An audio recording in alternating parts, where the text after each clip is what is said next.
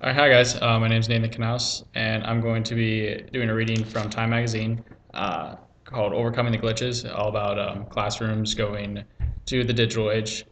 Um, so here goes. Like just about everything else in education, computers in the classroom work only when used correctly.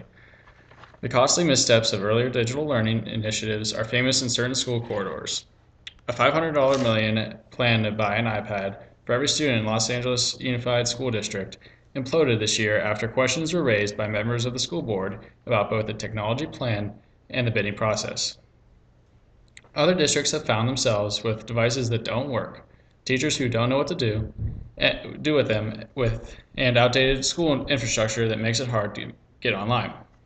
We do see a lot of districts that say, if we just buy a lot of technology, something will happen, says Mark Edwards, superintendent of the Mooresville, North Carolina graded school district, which has seen large gains in the student retention and test scores after implementing a computer-based learning model. Something will happen, but not really what they want to happen.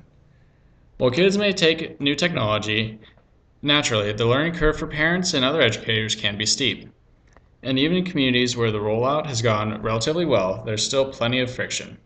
In Calistoga, California, where guidance teachers, the first classroom computers were iPads for kindergartners, which led to initial rebellion from some teachers and even a member of the school board. The Association of Pediatrics has been warning parents for years to limit screen time for their children, but now the screens were filling up the school day. Skeptical parents and teachers wondered how a 5-year-old tracing his letters with a finger on a tablet would deliver a better outcome, without negative side effects, than using a marker with a piece of paper. Indeed, emerging research suggests that there may be reason for concern. Optometrists warn that a steep increase in blue light exposure from screen could lead to eye problems later in life. Early studies have also shown an increase in physical ailments, sore backs, dry eyes, painful necks, among kids who are asked to work most of the day on computers while using desks designed for pencil and paper. A lot of money is going into technology without looking at where you put technology, says Karen Jacobs, an occupational therapist and board-certified ergonomist who teaches at Boston University. It's more demanding physically on a child than just having a piece of paper on a desk. It will take years before the science is conclusive, and in the meantime, educators may have been beguiled by the promise. The next generation of middle school curriculum software, for example, can correct students as they make mistakes, as well as suggest improvements to grammar and paragraph structure in real time. Work can be automatically tailored to the abilities of each student. Word processing has also been shown to improve the quality of student writing over longhand, even in early grades.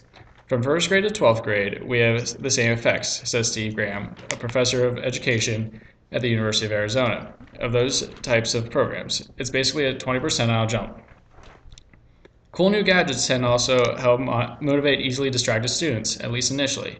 The problem we have in K through 12 is we're not engaging the kids because we are no longer using the things they use outside the classroom, says Lenny Shad, who is overseeing the purchase of 60,000 devices for Houston area high school students. The best teachers, meanwhile, are able to integrate the computers into an active lesson, rather than plugging them in for 6 hours a day. Back at Calistoga, Goodness works the crowd on back to school night, mixing in funny YouTube videos with examples how students have completed. He explains that state tests will be administered online anyway, and that no college will accept handwritten papers, so typing must be learned. Toward the end of one of his critiques, Tanya McBeardsley, a parent who voices support of paper books, offers an olive branch. I love your enthusiasm, he says. The parental concerns may not be resolved, but the revolt seems quelled for now, and the transformation goes on. Again, that was a reading from Time Magazine called Overcoming the Glitches, an excerpt from the article, The Paperless Classroom is Coming.